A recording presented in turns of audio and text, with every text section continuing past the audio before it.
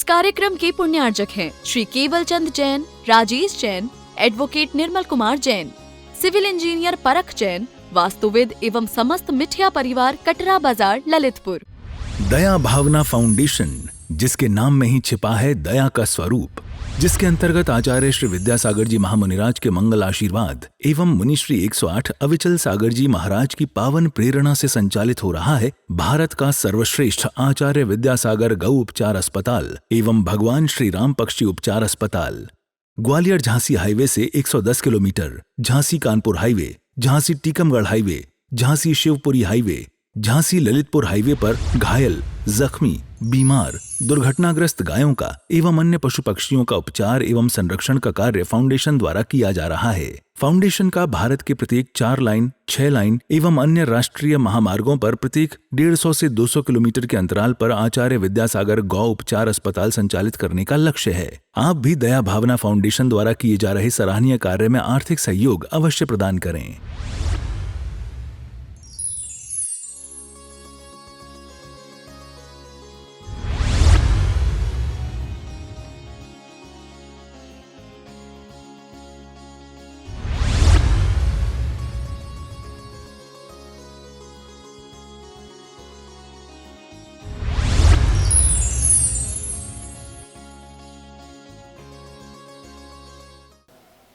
आपके शरीर में 5 इंद्रियां हैं और 5 इंद्रियों को और मन, ये 6 चीजें मुख्य है। इन 5 इंद्रियां और मन को आनंद देने वाली चीजों से भरा पड़ा यह संसार है। समझ में आ रहा है? ये संसार में क्या है? तुम्हारे पास एक शरीर है, उस शरीर में ऊपर से नीचे तक कुछ मटेरियल भरा पड़ा है और उस प्रत्येक अंग अंग को अलग अलग चीजों का आनंद चाहिए। मन को कुछ और चीज का आनंद चाहिए, आंखों को लिए कुछ और चीज का आनंद चाहिए, जीवा के लिए किसी और चीज का आनंद चाहिए, स्पर्शेंद्र के लिए किसी और चीज का आनंद चाहिए, हाँ, रसनेंद्र के लिए किसी और चीज का आनंद चाहिए, कर्नेंद्र के लिए किसी और चीज का आनंद चाहिए। तो हमारे बॉडी में जितने पार्ट्स है और उस पार्ट्स को जिन जिन वस्तुओं को प्राप्त करने से आनंद मिलता है, उन सारी चीजों के प्रति हमारा स्वभाव से ही आकर्षण होता है। वो आकर्षण हमें नहीं छोड़ना है। हमें अपने अंदर 5 इंद्रियां जिस जिस वस्तु को मांग रही है, उस मांगने की बुद्धि को ही दुख होकर के बैठना है कि मोहांधकार विनाशनाय। मेरे शरीर की 5 इंद्रियां, ये मन जिन जिन चीजों को क्यों बार बार मांग रहा है, ये स्त्री मांगता है, पुरुष मांगता है, भोजन मांगता है कि पैसा मांगता है, मेरे अंदर ऐसे मांग क्यों उठ रही है?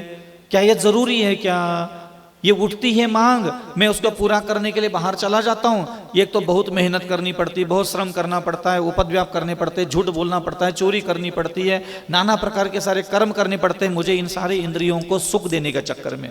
मेरे अंदर ये क्यों मोह पैदा होता है? तो अपने अंदर उत्पन्न होने वाले मोह के भाव से ही वो दुखी होता है।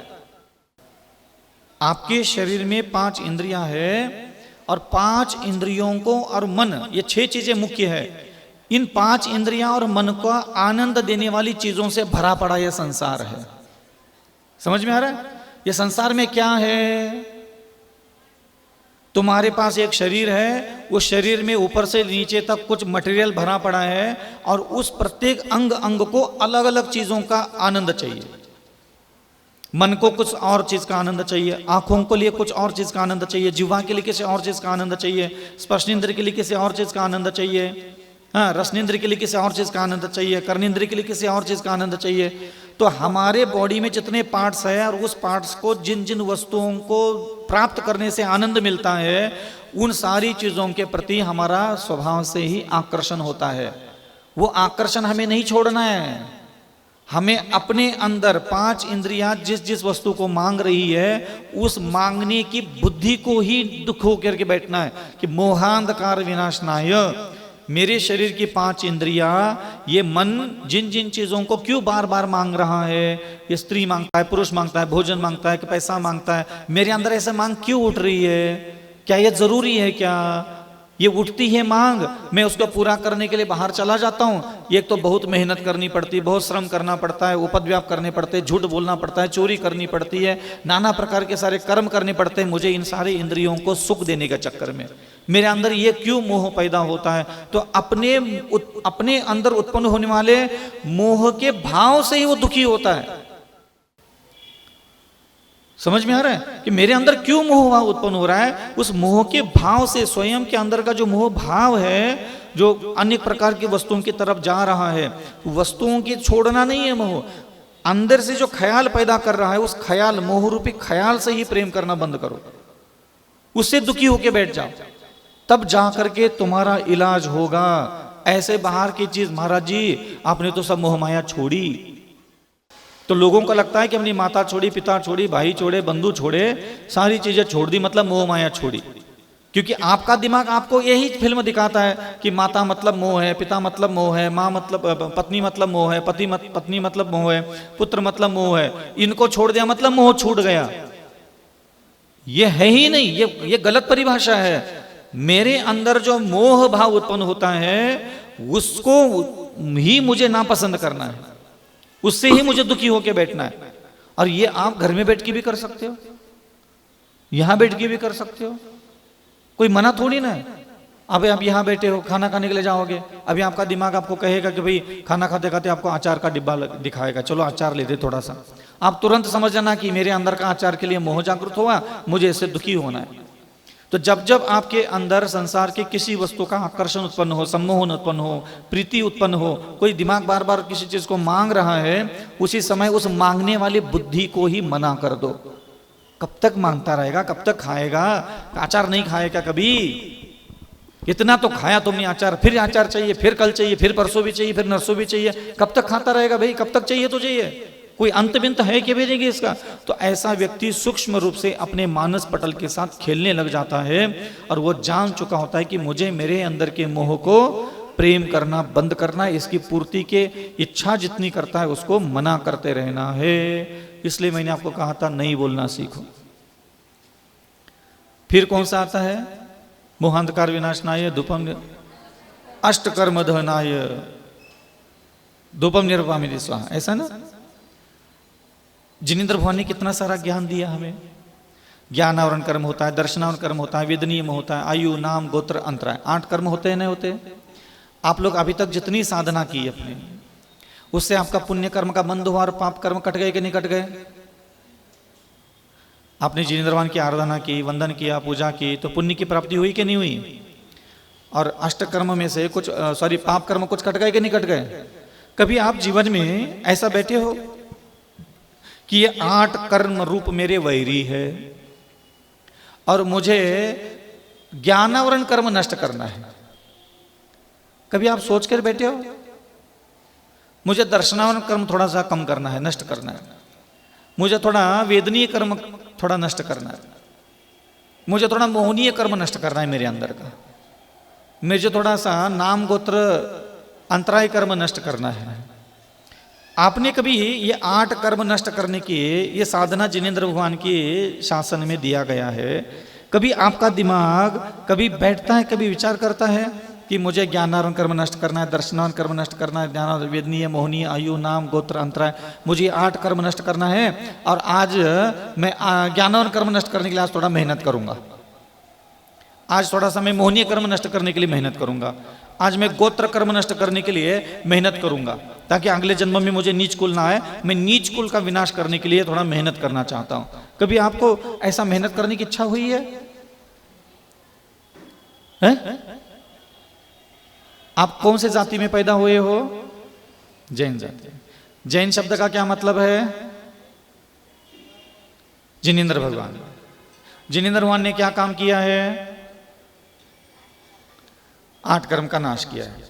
तुम्हारा कभी मूड बन गया ज्ञानावरण दर्शना वेदनीय मोहनीय आयु नाम गोत्र, ये 8 कर्म रूपी वैरी है, इन 8 दुश्मनों में से आज मैं इस दुश्मन को खत्म करने के लिए मेहनत करूंगा। मैं नष्ट करने के लिए नहीं कह रहा हूं, मेहनत करने के लिए कह रहा हूं कि आज थोड़ा सा इस पर हथौड़ी चला लेते, मेहनत कर लेते। मेहनत करने के लिए भी नहीं बैठे, फिर तुम्हारा क्या होगा बताओ? जैसे मैं एक शब्द बोलता हूं, आप अपने दुश्मनों को याद करो। कौन सा लाइन बोली मैंने? ये शब्द जैसे मैंने बोला, क्या आपको अपने अंदर की काम वासना, अपने अंदर का मोह, अपने अंदर की तृष्णा, अपने अंदर का क्रोध मान माया लोभ, आपको ज्ञानावरण दर्शनावरण वेदनीय मोहनीय आयु नाम गोत्र अंतराय याद आए? आपको किसकी याद आ गई? जैसे मैंने कहा आपको अपने वैरी को याद कर लो, इंसानों के चेहरे याद आ गए। समझ में आ गया? जिनेंद्र भगवान ने कौन से वैरियों को नष्ट किया? अष्टकर्म। क्या जिनेंद्र भगवान ने जिन चीजों को अपना वैरी माना था, क्या तुम्हारा दिमाग उन चीजों को अपना वैरी मानता है? जिनेंद्र भगवान ने जिन चीजों को अपना दुख माना था, क्या तुम्हारा दिमाग उन चीजों को दुख मानता है? बस तुम्हारा कछु नहीं होने वाला। जिनेंद्र भगवान का कल्याण क्यों हुआ, अथवा जो उस अवस्था में उनको केवल कल्याण क्यों हुआ? क्योंकि वो सच्चे दुखों से दुखी हो गए थे, इसलिए उनके दुख भी नष्ट हो गए। समझ में आ रहा है ना? और जो झूठे दुखों से दुखी होकर के बैठ, गोड़े पिरा रहो, कमर पिरा रहो, मुंड पिरा रहो, पेट दर्द, पेट मरोड़ रहो, कचोट रहो, ऐठन आ रही है, हाँ आंखें चिनमिना आ रही है, और दांत साए साए कर रहे महाराज, हवा लगती पानी लगती तो भी साए साए कर रहे महाराज, कचू नहीं पिरा रहे, दांत भी पिरा रहे। क्या बोलते दांतों के लिए? क्या बोलते? दर्द कर रहे। हाँ, तुम्हारा एक भी जो दुख तुम्हारा दिमाग तुम्हें दिन भर कहता है, वो सच्चा है क्या झूठा है, पहले चेक कर लो। झूठे दुख से दुखी होना बंद करो और सच्चे दुख से दुखी होना चालू करो। मैं कहता हूं 48 मिनट के अंदर जैसे मानतुंग भगवान के सामने देवताओं का झुंड आकर के अतिशय चमत्कार करके उनके सारे बेड़ा विपत्ति को दूर के चला गया, ऐसे ही आपके साथ जरूर होगा। सिर्फ 48 मिनट का टाइम लगता है, लेकिन शर्त क्या है? सच्चे दुखों से दुखी होना अपने दिमाग को कहो, और अपने दिमाग को कहो कि ये जो फजूल फजूल के बातों का दुख तुम मेरे को बार बार बार बार इन चीजों से दुखी उन चीजों से दुखी हो कहते हो, ये झूठे दुख है। तुझे सच्चा भगवान चाहिए और भगवान को सच्चे दुख चाहिए। हाँ? ठीक है, तुझे भगवान मिल गए सच्चे, ये तेरा भाग्य है, लेकिन भगवान का ये दुर्भाग्य है, उनको सच्चे दुख में दुखी मानने वाले लोग नहीं मिले। ये उनकी बदकिस्मती है। और तेरा कितना बड़ा सौभाग्य है, तुझे कौन मिला? सच्चा भगवान, सच्चे गुरु, सच्चे शास्त्र मिले। इस कलयुग में भी आचार्य विद्यासागर महाराज और निर्यापक आचार्य मुनिपुंग सुना सागर महाराज जैसे सच्चे साधु मिले, कोई कमी हो तो बताओ। और ये सारे सच्चे देवगुरु शास्त्र अनंत जीवों के दुखों का नष्ट करके उनको सिद्धालय तक पहुंचा चुके हैं। सारे लोगों के दुख नष्ट किए ना इन्होंने, लेकिन कौन से? सच्चे दुखों का विनाश करने की गारंटी भगवान लेते हैं, झूठे दुखों का विनाश करने की गारंटी भगवान के पास नहीं है। अष्टकर्म दहनाय धूपम निरूपामिति स्वाहा। ज्ञानावरण कर्म से कोई दुखी होके कभी बैठा हो तो बताओ। दर्शनावरण कर्म से कभी कोई दुखी होके बैठा हो तो बताओ। वेदनीय कर्म से दुखी होकर के कभी बैठा हो तो बताओ। मोहनीय कर्म मुझ में क्यों है, इसलिए कोई दुखी होकर के बैठा हो तो बताओ। आयु कर्म में बार बार क्यों इतनी उम्र लेकर के धरती पर पैदा हो रहा हूं, क्यों मुझे बार बार एक उम्र मिलती है? मुझे नहीं चाहिए ये उम्र। ना देव आयु चाहिए, ना मनुष्य आयु चाहिए, ना त्रियंच आयु चाहिए, ना नरक आयु चाहिए। मुझे अनंत अनंत अक्षय पद प्राप्त करने वाली आयु चाहिए, जहां से कभी भी मुझे रूपांतरण और परिवर्तन करना ना पड़े। हाँ? वेदनीय कर्म से कोई दुखी होके नहीं बैठता। साता वेदनीय मुझ में इतना सुख क्यों है?